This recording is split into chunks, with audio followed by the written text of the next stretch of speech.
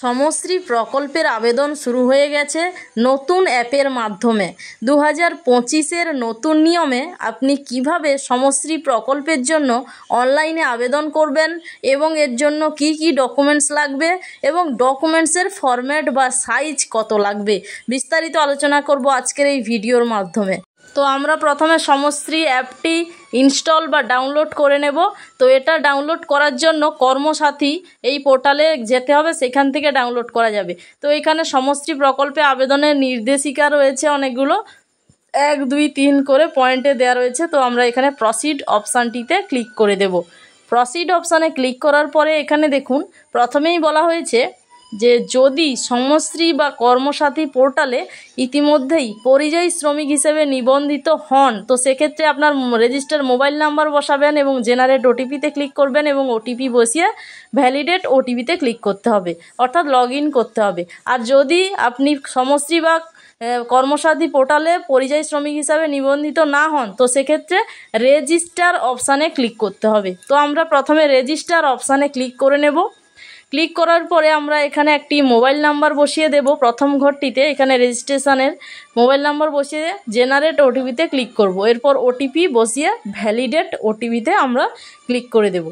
তো এরপরে এখানে আবেদনকারীর নামটি এই ঘরে বসিয়ে দিতে হবে। এরপরে আধার কার্ডের নম্বর, অর্থাৎ আবেদনকারীর আধার কার্ড দেখে দেখে তার নাম্বারটি বসিয়ে দিতে হবে।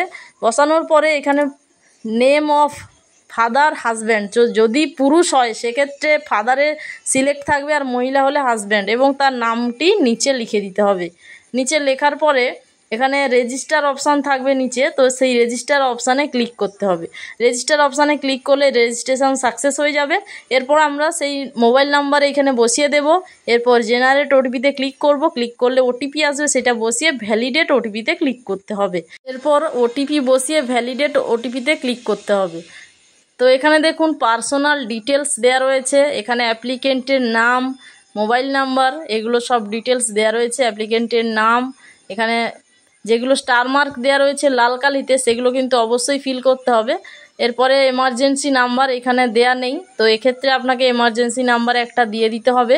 এরপরে গার্জেন টাইপ সিলেক্ট রয়েছে এবং গার্জেন্টের নাম রয়েছে। এরপর জেন্ডার সিলেক্ট করতে হবে, মেল ফিমেল আদার যেটা হবে সেটা সিলেক্ট করে নিতে হবে। এরপরে রিলিজিয়ন অর্থাৎ ধর্ম, তো এক্ষেত্রে আপনার ধর্মটি কী তো সেটা এখান থেকে সিলেক্ট করে নিতে হবে। এরপরে ক্যাটাগরি কি রয়েছে, general, SC ST OBC caste category, সেটা এখান থেকে সিলেক্ট করতে হবে। সিলেক্ট করার পরে এখানে জন্ম তারিখ এখানে ক্যালেন্ডার অনুসারে বসিয়ে দিতে হবে। তো আমরা এমনি জাস্ট দেখানোর জন্য এই অ্যাপ্লিকেশানটা করছি। তো এরপরে আধার নাম্বার দেওয়া রয়েছে, এরপর রেশন কার্ডের টাইপ, ভোটার কার্ড নাম্বার এগুলো বসিয়ে নেক্সট করতে হবে। নেক্সট করলে এখানে পার্মানেন্ট অ্যাড্রেস অর্থাৎ স্থায়ী ঠিকানা, তো এক্ষেত্রে জেলার নামটি এখানে সিলেক্ট করে নিতে হবে। জেলার নাম সিলেক্ট করার পরে মহকুমার এখান থেকে সিলেক্ট করে নিতে হবে। এরপরে আপনার এলাকা ব্লক না পৌরসভা না কর্পোরেশন, তো সেক্ষেত্রে এইটা তিনটের মধ্যে যে কোনো একটি সিলেক্ট করতে হবে। সিলেক্ট করলে তার নামটি এখান থেকে লিস্ট থেকে খুঁজে নিতে হবে, অর্থাৎ বেছে নিতে হবে। এরপর গ্রাম পঞ্চায়েত বা আপনার যে ডিটেলস দেবেন সেই অনুযায়ী কিন্তু এইখানে লিস্টটি সব ফিল করে নিতে হবে। এরপর থানার নাম রয়েছে, তো এই সমস্ত ডিটেলস ফিল করে নিতে হবে। এরপর পিনকোড অর্থাৎ আবেদনকারীর যে ঠিকানা তার পিনকোড কত সেই পিনকোডটি এখানে বসিয়ে দিতে হবে।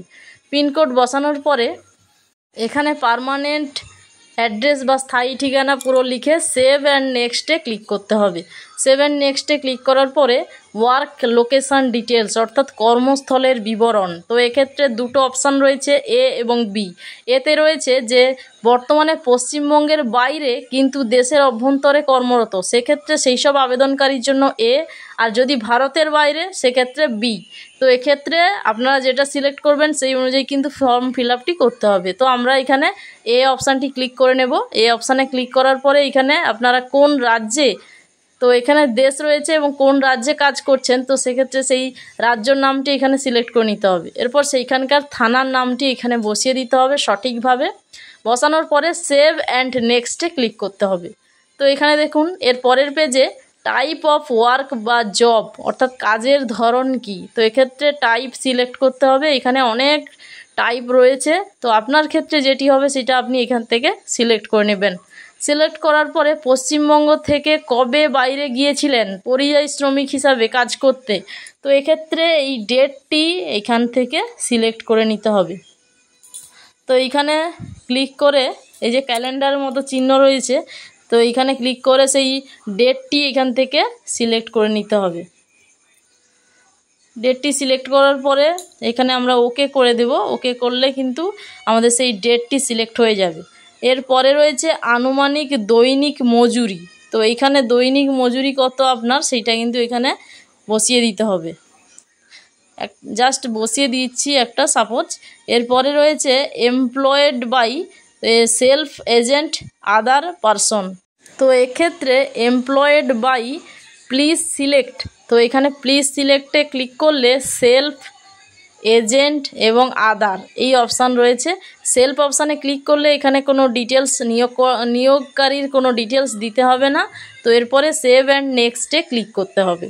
সেভ অ্যান্ড নেক্সটে ক্লিক করলে ডিসক্লেইমার ওপেন হয়ে যাবে, যেখানে একটি চেকবক্স রয়েছে। তো এই চেকবক্সে ক্লিক করতে হবে। ক্লিক করার পরে generate and save provisional registration number এটাই ক্লিক করতে হবে। ক্লিক করার পরে সেভ অ্যান্ড নেক্সটে ক্লিক করতে হবে। তো এখানে এটাই ক্লিক করলে দেখুন MWIN নাম্বার জেনারেট হয়ে গেছে। তো এরপরে সেভ অ্যান্ড নেক্সটে আমরা ক্লিক করে দেব। সেভ অ্যান্ড নেক্সটে ক্লিক করে দিলাম। ক্লিক করলে এখানে প্রিভিউ ডিটেলস দেখাচ্ছে। তো এরপর আমরা নিচের দিকে চলে যাব। এখানে দেখুন কি কি ডকুমেন্ট আপলোড করতে হবে। Photo, Aadhaar card, bank passbook, passport, voter card এইগুলো আপলোড করতে হবে। এরপর সেভ অ্যান্ড নেক্সট এই অপশানে আমরা ক্লিক করে দেব। এই অপশানে ক্লিক করলে এখানে ব্যাংক ডিটেলসটি আমাদের ফিল করতে হবে, যেখানে ব্যাংক নেম সিলেক্ট করতে হবে। এরপর IFSC কোড এখানে সিলেক্ট করে নিতে হবে। এরপর অ্যাকাউন্ট নম্বর বসিয়ে দিতে হবে। বসানোর পরে নমিনি ডিটেলস এখানে ফিল করতে হবে। এখানে নমিনির নাম, নমিনির সাথে আপনার কি সম্পর্ক এই লিস্টে যেগুলো রয়েছে সেইখান থেকে একটি সিলেক্ট করতে হবে। এরপর নমিনির আধার কার্ডের নম্বর এখানে বসাতে হবে। এরপরে নমিনির মোবাইল নম্বরটি বসিয়ে দিতে হবে। এরপর সেভ অ্যান্ড নেক্সট এই অপশানে ক্লিক করতে হবে। এই অপশানে ক্লিক করলে পারিবারিক বিবরণ অর্থাৎ ফ্যামিলি ডিটেলস, তো এক্ষেত্রে ইয়েস করতে হবে আপনার যদি ফ্যামিলি থাকে। এবং ফ্যামিলির সদস্যের নাম, প্রথমে সদস্যের নাম, জেন্ডার সিলেক্ট করতে হবে। এরপর এজ অর্থাৎ বয়স কত, এরপর আধার নম্বর এগুলো বসিয়ে দিতে হবে। এরপরে নেক্সট করতে হবে। যদি একজনের ক্ষেত্রে হয় তো সেভ অ্যান্ড নেক্সটে ক্লিক করতে হবে। আর যদি আরও কোনো সদস্য অ্যাড করতে চান তো সেক্ষেত্রে অ্যাড মোর ফ্যামিলি মেম্বার্স এটাই ক্লিক করতে হবে। ক্লিক করার পরে দেখুন এখানে ডকুমেন্ট আপলোডের অপশান রয়েছে। তো এক্ষেত্রে যে ফরম্যাটগুলো, ফাইলের ফরম্যাটগুলো গ্রাহ্য হবে JPG, PNG এবং PDF, এবং ম্যাক্সিমাম কিন্তু 500 KBর মধ্যে ফাইল হতে হবে। এবং এখানে ফটো আপলোড করতে হবে, আধার কার্ড, ব্যাংক পাসবুক এগুলো আপলোড করতে হবে, যেগুলো স্টার মার্ক রয়েছে এবং পাসপোর্টে স্টার মার্ক নেই, তাই এটা আমরা কেটে দিলাম। তো এরপরে ভোটার কার্ড এটা আমাদের আপলোড করে দিতে হবে। তো সমস্ত ডিটেলস আপলোড করে দেওয়ার পরে নিচের দিকে আমাদের চেকবক্সে ক্লিক করাই আছে। তো এরপরে এখানে নিচে সেভ অ্যান্ড নেক্সট এই অপশানে আমাদের ক্লিক করতে হবে। সেভ অ্যান্ড নেক্সটে ক্লিক করে দিলে এখানে দেখুন সমশ্রী প্রকল্পের অন্তর্গত সুবিধাগুলো পেতে নিম্নলিখিত তথ্যাবলী প্রদান করুন। তো এক্ষেত্রে সম্ভাব্য যাত্রার তারিখ অর্থাৎ বাইরে থেকে ফিরে আসার তারিখ, পশ্চিমবঙ্গ রাজ্যে কোন রাজ্য থেকে আসছেন সেটা সিলেক্ট করতে হবে। তো এক্ষেত্রে যদি আপনি বাইরে থেকে থাকেন এই মুহূর্তে সেক্ষেত্রে সেই ডেটটি কবে আসবেন সেটা লিখতে হবে। আর যদি আগের থেকে চলে এসেছেন তো সেক্ষেত্রে আগের ডেটটি বসিয়ে দিতে হবে এইখানে। তো আমরা আগের ডেটটি বসিয়ে দেব সঠিকভাবে। তো বসিয়ে দেওয়ার পরে এখানে দেখুন you are not eligible for travel assistant as you have return to West Bengal but you are eligible for. তো এখানে দেখুন আপনি ভ্রমণ সহায়তার জন্য যোগ্য নন, আপনি পশ্চিমবঙ্গে ফিরে এসেছেন, তবে আপনি পুনর্বাসন ভাতার জন্য এবং অন্যান্য সহায়তার জন্য যোগ্য। তো এটাই আমরা ওকে করে দিলাম। তো এখানে মোড অফ জার্নি রেল রয়েছে এবং হেলথ ইস্যু, এটা আমরা কী জন্য ফিরে এসেছি সেইটা সিলেক্ট করে নিতে হবে। এরপর নেক্সট করতে হবে। এরপরে সাবমিট, ফাইনাল সাবমিট করলে এখানে লোকেশান ডিটেলস ফেচ করছে। তো এরপরে এখানে যে কোনো দুটো স্কিম এখানে আমরা সিলেক্ট করে নেব। এরপরে সেভ অ্যান্ড নেক্সটে ক্লিক করব। তো আমরা যে কোনো দুটো এখান থেকে সিলেক্ট করে নেক্সট করলাম, সেভ অ্যান্ড নেক্সট। তো এরপরে আমরা এখানে দেখুন আমাদের ক্লেম সাবমিটেড সাকসেসফুলি দেখাচ্ছে। তো এরপর ব্যাক অপশানে ক্লিক করব। ব্যাক অপশানে ক্লিক করে চেক স্ট্যাটাসে ক্লিক করব। এখানে দেখুন আমাদের ক্লেম নম্বরটি দেখাচ্ছে এবং ক্লেম ডেটটি দেখাচ্ছে এবং সেই দিকে আরও অনেক ডিটেলস রয়েছে। তো এইভাবে কিন্তু সমষ্টি প্রকল্পের জন্য অনলাইনে আবেদন করা যায়। তো যদি কোথাও সমস্যা হয় অবশ্যই কমেন্ট করে জানাবেন।